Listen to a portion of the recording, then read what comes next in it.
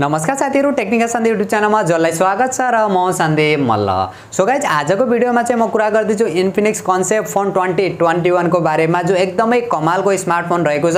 160 वाटको चार्जरका साथ चाहिँ हामीले देख्न मिल्दैछ। ठीक छ, रुमरहरुलाई हेर्ने हो भने चाहिँ यो स्मार्टफोन इन्फिनिक्स 0X नामले पनि लन्च हुन्छ भन्ने कुराहरु पनि आइरहेको छ। फोन एकदमै ओभरअलमा कमालको रहेको छ। सो आज यसैकै बारेमा चाहिँ कुरा गर्ने छु, के फिचर स्पेसिफिकेसन देख्न मिल्छ र हाम्रो नेपाली बजारमा चाहिँ कहिलेसम्म देख्न मिल्नेछ, के कति प्राइसमा देख्न मिल्छ, सम्पूर्ण जानकारी दिनेछु र भिडियो अन्तिमसम्म हेरेर जानकारी लिनु होला। र त्यो भन्दा पहिला चाहिँ यदि आजको भिडियो हजुरलाई मन परे भिडियोलाई लाइक गरेर तलपट्टि देख्न सक्नुहुन्छ रातो बटन, त्यसलाई थिचेर च्यानल सब्स्क्राइब गर्नु होला र साथमा रहेको नोटिफिकेसन बेल आइकनलाई दबाएर अल नोटिफिकेसनलाई पनि अन गर्नु होला, ताकि म जति पनि नयाँ भिडियो अपलोड गर्छु सबैभन्दा पहिला नोटिफिकेसन हजुरलाई मिल्नेछ। ओके, सो गाइज, अब चाहिँ ढिला नगरी आजको भिडियो सुरु गर्न चाहन्छु र इन्फिनिक्स 0X भनौँ या इन्फिनिक्स कन्सेप्ट फोन 2021 भनौँ, यसको बारेमा कुरा गर्ने हो भने सबैभन्दा पहिला चाहिँ यसको डिजाइन, डिस्प्ले र बिल्ड क्वालिटीबाट चाहिँ सुरु गर्न चाहन्छु। 6.67 इन्चको फुल एचडी प्लस एमुलेट डिस्प्ले देख्न सकिन्छ, जसमा 90 हर्ट्जको चाहिँ रिफ्रेश देख्न सकिन्छ। सबैभन्दा इन्ट्रेस्टिङ कुरा भनेको यसमा चाहिँ 88 डिग्रीको चाहिँ कर्भ डिजाइन वाला डिस्प्ले चाहिँ देख्न मिल्छ, जो एकदमै कमालको कुरा पनि हो।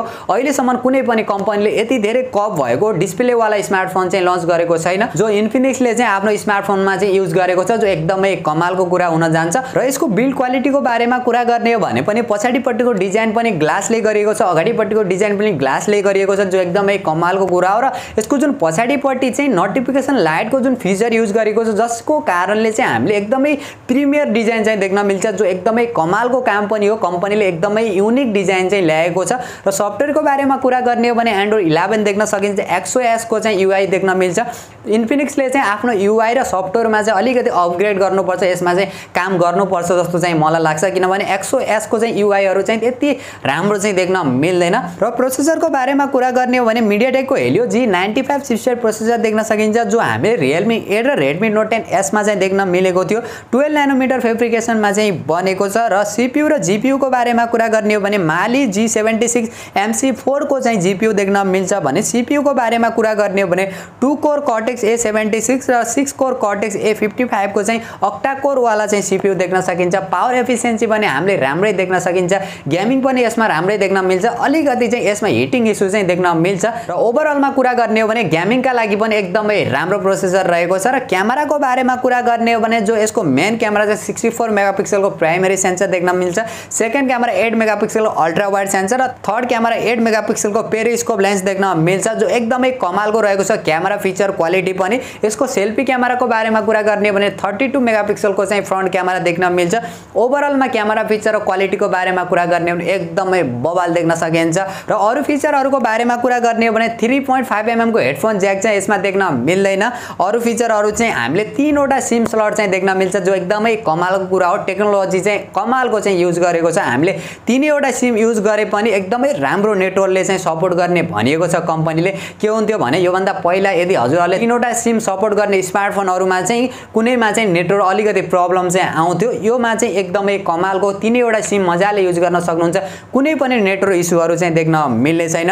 डेडिकेटेड माइक्रो एसडी स्लट पनि देख्न मिल्नेछ, ड्युअल स्टेरियो स्पिकर पनि देख्न सकिन्छ, अडियो क्वालिटी पनि एकदमै कमालको देख्न मिल्नेछ। ब्याट्रीको बारेमा कुरा गर्ने हो भने 4000 mAh को चाहिँ ब्याट्री देख्न सकिन्छ। यसको सबैभन्दा हाइलाइटेड फिचर भनेको 160 वाटको चाहिँ हामीले यसमा चार्जर देख्न मिल्छ, 50 वाटको चाहिँ वायरलेस चार्जर देख्न सकिन्छ, जो एकदमै कमालको कुरा। अहिलेसम्म कुनै पनि ब्रान्डले, कुनै पनि कम्पनीले 160 वाटको चार्जर भने लन्च गरेको छैन। यो भन्दा पहिला चाहिँ IQ ले लन्च गरेको थियो 120 वाट सम्मको। कम्पनीको भनाइ अनुसार चाहिँ हामीले 10 मिनेटमा 0 to 100% चार्जिङ चाहिँ गर्न सकिन्छ भनेको छ, जो एकदमै कमालको कुरा हुन जान्छ। र र्याम र स्टोरेजको बारेमा कुरा गर्ने हो भने LPDDR4X र्याम र UFS 2.2 को चाहिँ स्टोरेज देख्न मिल्छ। हामीले दुई वटा भेरिएन्टमा चाहिँ देख्न मिल्नेछ, 6GB + 128GB र 8GB + 256GB स्टोरेजका साथ चाहिँ देख्न मिल्नेछ।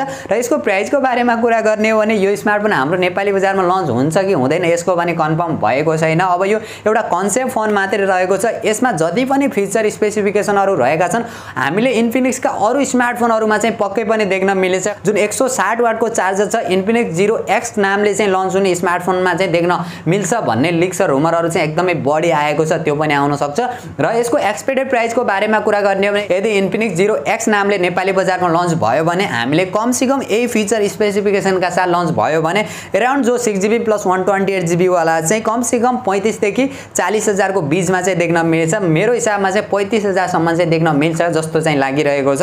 त्यो भन्दा माथिको जुन हायर भेरिएन्टको कुरा गर्ने हो भने जो 8GB प्लस 256GB वाला चाहिँ अराउन्ड हामीले 40,000 सम्म चाहिँ देख्न मिल्ने चाहिँ सम्भावना चाहिँ रहेको छ। अब केही कुराको चेन्जेसहरु चाहिँ हुन सक्छन्, यही same to same feature specification चाहिँ देख्न नमिल्न सक्छ, किनभने एउटा कन्सेप्ट फोन मात्रै हो। फ्युचरमा चाहिँ हामी यस्तो फिचर स्पेसिफिकेसनका साथ चाहिँ स्मार्टफोनहरु चाहिँ लन्च गर्छौं भनेर चाहिँ यो देखाउनको लागि मात्र स्पेशल लन्च गरेको इन्फिनिक्सले, जो एकदमै कमालका चाहिँ फिचरहरु चाहिँ देख्न मिल्छ। अहिलेसम्म कुनै पनि कम्पनीले यति धेरै यो खालको फिचरका साथ चाहिँ लन्च गरेको छैन, जो इन्फिनिक्सले एकदमै कमालको काम गरेको छ। सो गाइज यही थियो इन्फिनिक्स कन्सेप्ट फोन 2021 भनौं या इन्फिनिक्स 0X भनौं, यसको बारेमा सम्पूर्ण जानकारी। हजुरहरुलाई चाहिँ कस्तो लाग्यो इन्फिनिक्सको कन्सेप्ट फोन र जुन टेक्नोलोजी चाहिँ यसमा युज गरेको छ त्यो कुरालाई लिएर चाहिँ कति एक्साइटेड हुनुहुन्छ त्यो भने कमेन्ट गर्नु होला। र यदि आजको भिडियो मन पर्यो भिडियोलाई लाइक गरेर तलपट्टि देख्न सक्नुहुन्छ रातो बटन, त्यसलाई थिचेर च्यानल सब्स्क्राइब गर्नु होला र साथमा रहेको नोटिफिकेसन बेल आइकनलाई दबाएर अल नोटिफिकेसनलाई पनि अन गर्नु होला, ताकि मैले जति पनि नयाँ भिडियो अपलोड गर्छु